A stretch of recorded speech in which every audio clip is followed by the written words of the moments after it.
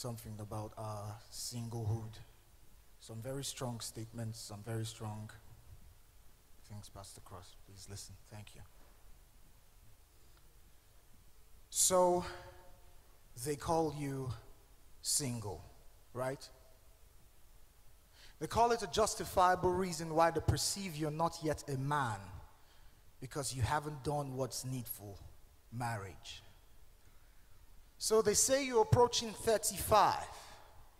And for you being a lady, it could get dangerous because the freedom for you to choose for yourself the right man, one that can satisfy you, now slims down with every passing breath of uncertainty you draw inside.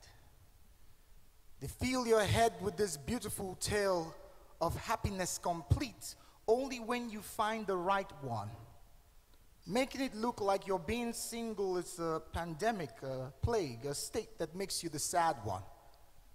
But truth be told, you do not need someone by your side to make you happy if you weren't in the first place.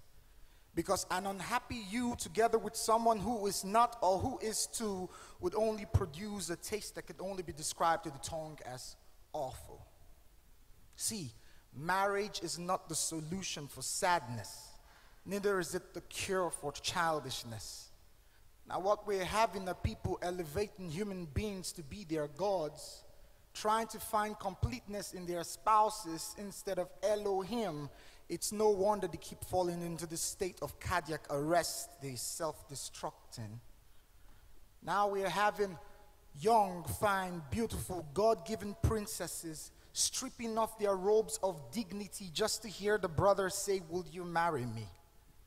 And young, fine, intelligent princes selling away their destinies quick so they could make these monies to impress some lady judiciously. Like, seriously?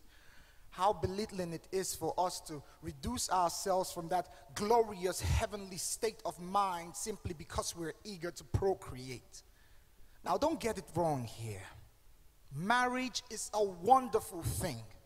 One created by God with the sole intent of bringing out the best in both partners. But I believe it would be more sinful when you pay no mind about working on yourself now as an individual, yet expecting someone else to work on themselves for you in a relationship. See, you cannot be expecting someone who's perfect if you aren't willing to commit yourself to being perfect in the first place. See, marriage is about giving, not necessarily about receiving. But how can you give what you do not have within? So you're clamoring for the best spouse, but haven't taken time out in a single year to prepare yourself for the best now. You say you want someone who's God-fearing and loving, yet you spend all your nights in the nightclub dancing to your skelewu music. And then you shocky. And then it becomes shocking when after 2 weeks of being unequally yoked with this unbeliever, his true identity now pops up. And it crushes your heart and your soul, and you wish you could rewind back time, but no. See, iron sharpeneth iron, and birds of a feather flock together. So if you want a lion for keeps, don't go around becoming a dog eating scraps for meat. See, our singlehood is not a time for us to gallivant all around or bore people with our many tales of how many heartbreaks we must have received, but a time to sit down and seek clarity for what God's clear vision for our life is. See, our singlehood is a blessing, one that has been presented to us as a gift for making the choices for a life so complete. So don't give it away. Don't give it away because of the fear or intimidations floating all around you.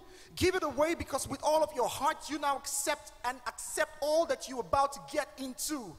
Because the union called marriage is much more than a sweet joke on stage when the pastor says you may kiss the bride and the crowd cheers all because your lips are locked in hers. Marriage is never to be done because your time is running out or because your friends and members of your church are from the singlehood signing out. Marriage is serious business, a doorway to a family, one that can be either productive or toxic to a society, so work on yourself daily. If you're single, respect it. If you're single, honor it, because it's just that one I do. And when you finally in front of God say it, you would with all of your heart have meant it. Because now it wouldn't matter if he be tall, dark, and handsome, or she be curvy, slim, or shaped that's straight. Because when God is done with you, trust him, it will all be worth the wait. Thank you.